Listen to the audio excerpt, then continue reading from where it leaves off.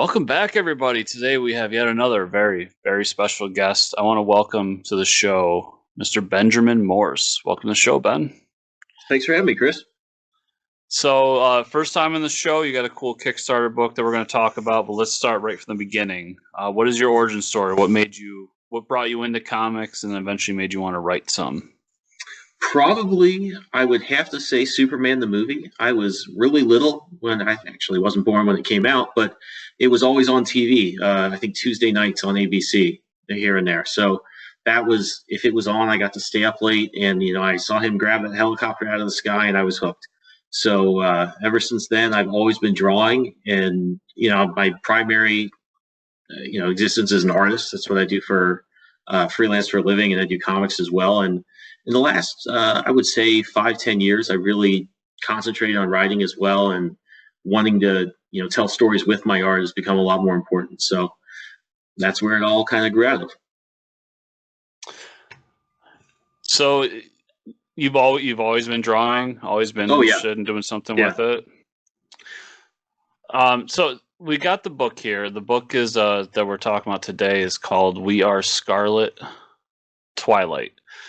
Number one, it's on Kickstarter. Everybody, make sure to go check it out. Give us the quick pitch of what this book is. The quick pitch is I call it a cyber pulp adventure, being as it takes a lot of golden age pulp fiction, elements, which was my main approach to this. Is I wanted to do something like that, and I didn't want to just recreate some of those old stories and elements with some, modern artwork. I kind of wanted to also take a look at the attitudes and I'd say the atmosphere of those comics as well. So it starts off in the 1930s. You have an all-American crime buster named Captain Lancet. He accidentally creates the world's greatest supervillain, and before falling into a coma for about 100 years. He wakes up in a future that's still very Art Deco. I describe it as a Fritz Lang's Metropolis, Buck Rogers type of environment. And he realizes he's got to find a way to make up for his mistake and defeat his now nearly invincible nemesis. Yeah, when looking at the book, it hit so many milestones for me personally. Like it almost felt like a book created just for me, because you got the Man Out of Time stuff, which I'm a huge Captain America fan. The art style and the world that you created reminded me so much of Batman the Animated Series, where you've got kind of this old style with the futuristic equipment and everything going on. And then that sci-fi Buck Rogers element, which I'm a huge Star Wars fan. Star Wars comes from Buck Rogers. Mm-hmm. I'm assuming that all of that is an inspiration on you as well. Absolutely. Yeah, I think that was actually my primary, the first thing that was, I'd say, the seeds of this project was I'd look at some of like Chip Kidd's books or just old reprints of the old comics, and there's just those golden age things had something to them. There was the stories were a little darker in a lot of ways. They kind of went places that more modern stories kind of have the edges sanded off a little bit. So it felt it just kind of grabbed you in a cool way. They also had some great visual elements, just things they do with color, where sometimes panels would just be a circle in a color field and have some great 30s type around it. Or they would do things with the story I really like too, where they would, instead of showing, say, Batman wandering around an office looking for clues, they would just have a panel of type. And again, really cool looking old type saying, Batman looked around the office, he didn't find anything. So you sort of like thought, wow, there's some really good stuff there. You could just kind of fast forward through the boring parts, and it not only, isn't kind of cutting out on some things, it's sort of adding to the pace and giving you those cool 30s elements as well. So that was kind of my initial thing I wanted to do. That had been going around in my head a few years, but I also thought, there needs to be a little bit more there in terms of the character. And it's not a book that has a huge theme to it or anything like that, but I did think it needed, some, I would say, some thematic elements. And that's why there's some bits of, I would say, what immigrants in the 30s produced, especially in the comics field, and the balance that people had to strike between being an American and being patriotic and keeping their old traditions. That's a big element in Captain Lancet. And so it's not necessarily a theme. It doesn't get into that in a huge way. because that's not really my story to tell and not something I have personal experience with. But I do like see so much of that in those 30s comics that Siegel and Schuster made, that Will Eisner made. There is that thing there. And so that's a big part of Captain Lancet as well. And I thought once that kind of popped into my head, and the idea of him going to the future also gave it kind of really, I'd say, made literal the time jump we have in looking at old stuff. So he's kind of going through that too, and you have the mismatch. Once those three things came together, I thought, yeah, that's enough to go with. That's enough to have a story that I think has value to a reader. Yeah, I love I think a lot of current creators lose the lesson of older comics. Where like a lot of stuff you said, I really like too, with a lot of the old Marvel stuff and DC stuff, where we didn't get so bogged up in some of these moment to moment stuff. But at the same time, like there's a good mesh there of we don't need to see Batman walk around a room for 5 panels or 5 pages, and we can just say it real quickly. But at the same time, they did miss some exposition in other ways with the books. So I love that this book looks like a good mesh of that classic pulp 30s and 40s comics with a new look to it is basically what I'm trying to say. Well, that was the goal. And it reminds me a lot of stick with me, everybody, with this analogy, but it reminds me a lot of when they remake old video games. It looks like an old comic, but it's how I remember an old comic, not exactly how an old comic was, which I think is what you want. Like you want to modernize that old style and make it something that's a little bit more palpable to today's audience, which it looks like you have done so far in these preview pages. I'm just blown away by the art of it all. Thanks. The book. Thanks. Yeah, and that was my goal. I mean, I wanted to, like I said, if you look at Chip Kidd's books, his designs are so beautiful, but what I think they do in a design, way that I try to do with my illustration comic art is, he'll zoom in on like the printing offsets or the way the type is, and you see the grit of it. You see the designs and type that was really cool.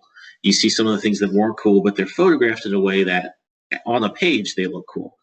So you're kind of remixing it, and that was a big part of my approach to the visuals here. I played around with offsetting some of the printing so you get the dots and those sort of things. I thought, all right, those are cool, but I think that what I settled on was the mix I liked. All right, I like this kind of color saturation on these types of scenes. I want to do this with the layouts. I want to do this with the type, and kind of found the ones that connected most with me, but also I think meshed well together. At least I hope they do on the page. Yeah, and I do like too something that's not talked about enough in just comic fandom altogether. But your panel layout is really nice as well. You've got one here with the woman on the phone, and she's obviously getting ready for something, and the whole, I don't know what you call that, but the screen that she's standing behind is the panel. Like, I love that stuff. It's really nerdy, geeky comic stuff, but it's so cool to see people actually take some pride in their panel work. Well, that's something. I think Steve Rude does that a lot, does it really well. Steranko does that too sometimes. And it seemed like a chance. For story reasons, she's doing that because I wanted to do a cool, anytime I could do some cool Art Deco design, I'm looking for a way to throw that in there. I also kind of don't want you to know who she is yet. So I didn't want to have any, you see her in silhouette, she's getting ready to go out. You don't see like what kind of clothes she's going to wear.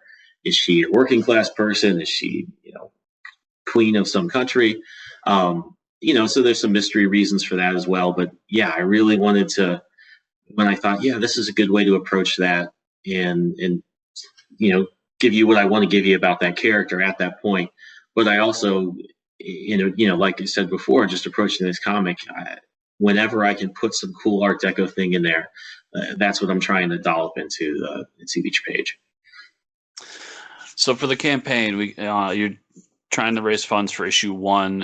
Is this a series that you see going on for 4 issues, 12 issues, or as long as you'll write it?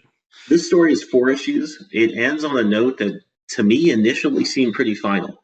I thought, and again, this goes back to what I was saying about I had the idea for something that looked this way. I didn't necessarily have it when I first thought of it. What I thought was enough to make a story out of it that would be like, okay, that's cool. I like that old stuff, but I don't need to see 4 issues of this guy drawing that stuff over and over again. I wanted to, have something that engages you with the story. And in the same way, I thought that when I got to the end of the story, there was kind of it's certainly not a joke, but a way that it ends that I thought was pretty final. But as I look at it and think about it, I'm like, there is stuff that could happen after that. So I guess it depends on the response. There certainly is. I would say, and again, this was kind of unintentional, but I think the way it's going to end is that you certainly could see some things coming down the road at this guy. So I suppose it depends on the response, and I have a few other projects I want to do after this, and but yeah, I can certainly see coming back to Captain Lancet in his world. So maybe tell this story, take a little break, and then see if we can find some more adventures for him. I think so. Yeah, again, it was like, and I don't want to spoil anything for you or the readers, but yeah, it ends on a way that he uses something against the villains that they used initially, and he is then stuck with the burden of that. So I'll just leave it there, I suppose. So the Kickstarter is going on right now. It's got 22 days of the recording. So when this launches, you'll have about 18 days left. I love the simplicity of your Kickstarter. I think a lot of people are getting a little bit too cute with their Kickstarters. You've got 4 tiers here: a digital version, 2 physical versions, one with the standard cover, one with the retro, and then one where you can buy both covers. Did you look into, did you think about doing more with that, or did you really want to just keep it simple and just say, bam, buy the comic? Well, it's really driven by this is my first campaign. This is my first crowdfunding anything that I've even been involved with. So it kind of just comes out of me wanting to take something bite-sized I could handle and make sure I did right, make sure I didn't get over my head in costs. I found ways to, I'm printing it on demand, so it works. It kind of scales up no matter how many people I have or don't have. It'll cover the costs more or less. So that was my goal, was just to keep it simple, for my, I want to say, lack of skills crowdfunding. The response so far has been really, really far beyond what I expected, even so far. So that's been completely overwhelming, the support from everyone. So I would say that it was, I didn't want to get too carried away with that stuff, just because what matters to me is the story and the art.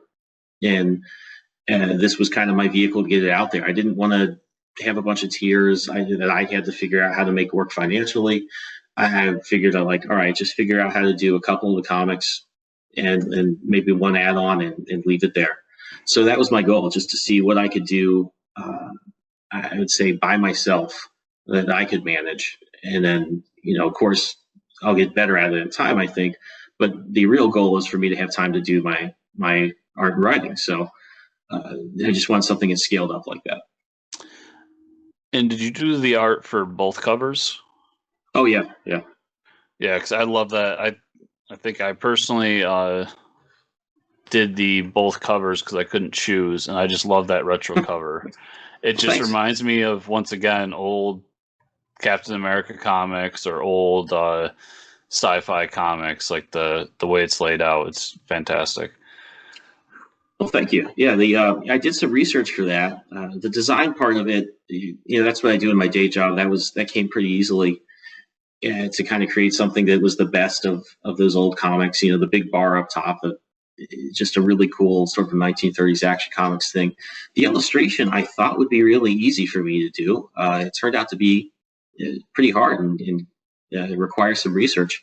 And while I was a fan of a lot of those older artists, I didn't really get in there and look at their stuff that closely until now. And there are artists, in particular, Jerry Robinson, the guy that created the Joker and Robin. I liked obviously I like those contributions, but seeing some of his covers where he had a little more time than he did in the panels, I thought, wow, this guy is great. I didn't really give him much credit before. I liked Dick Sprang, who's had a more cartoonier Batman style. Will Eisner was obviously still doing great stuff even back then, but Jerry Robinson was one artist I think I hadn't really given his due. until I got in and looked at some of his covers and thought, man, this is top-notch artwork.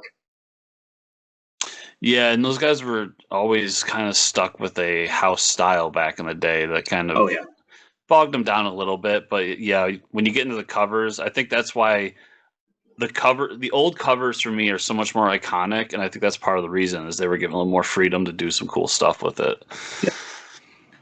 So yeah, the book's fully funded. So if you hopefully people out there go and contribute a little bit more, because I think the book looks awesome and you've blown past your goal. Is there plans to do any stretch goals for this, or is it there are?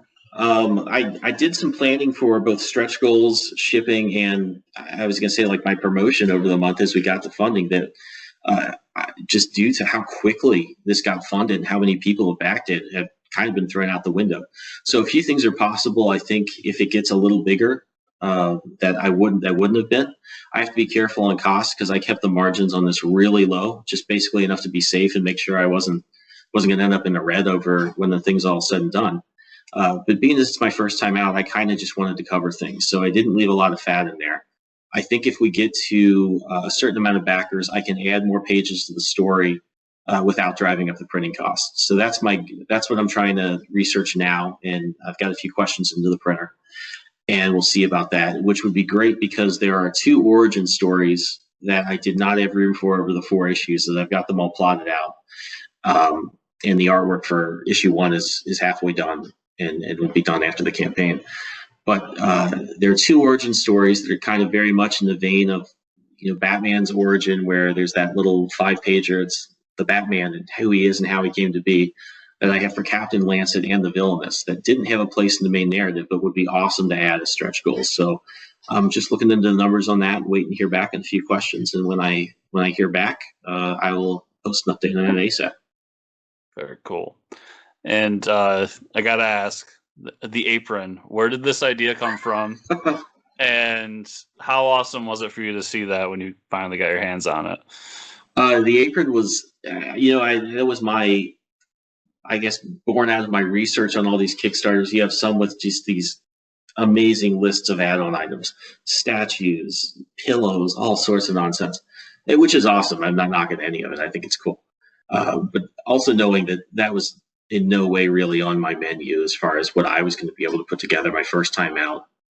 Or really even just if I'm going to do this myself, which is kind of my goal. I'm not against working with other people, but I did want to just get a sense of what was realistic, just so that it would be sustainable, so that I could say, all right, I could probably count on doing it like this, and it gives me this much time that I have to promote and this much time to do writing and art. And that was my main goal. But there were so many crazy goals out there, or add-ons and tiers on all these things I was researching. I was like, you got to have something. This Kickstarter, that's what people come here for. So I thought, what have I not seen that I could do as a print-on-demand situation where, we could just add it on. It's pretty, again, like the other thing, scalable. And I thought, apron, that's got to be it. You got to have a Captain Lancet apron. I'll say this. I haven't seen an apron before, so it was, I kind of laughed a little bit when I saw it. It wasn't for me, but it was a cool idea. It's always good to be unique. That is the goal. So yeah, once again, the campaign's funded, so everybody make sure to go check it out. You know that if you contribute to this, you're going to get the book because it's funded. It's there. There's no chance of it not getting funded at this point. And if people want to follow you a little bit more, where's the best place to send them outside of the Kickstarter? Outside the Kickstarter, my Twitter. I'll send you a link, but it's Benjamin W. Morse. And I'm always posting artwork there. It's mainly just art account, as well as my Instagram, which is, just real quick, Benjamin Morse _art. And so just those are probably the best places where I post as much as I can, usually 1 or 2 things a week on a slow week and more on a busy week. Very cool. So everybody, I'll have the link to the Kickstarter down below as well as his Twitter account. So make sure to go check that out. Ben, thanks so much for being on the show. Best of luck with the campaign. I can't wait to get my hands on this book. And we'll hopefully have you again for whatever the next issue is or next project is. Absolutely. Thanks for having me on, Chris. Very good. Thank you.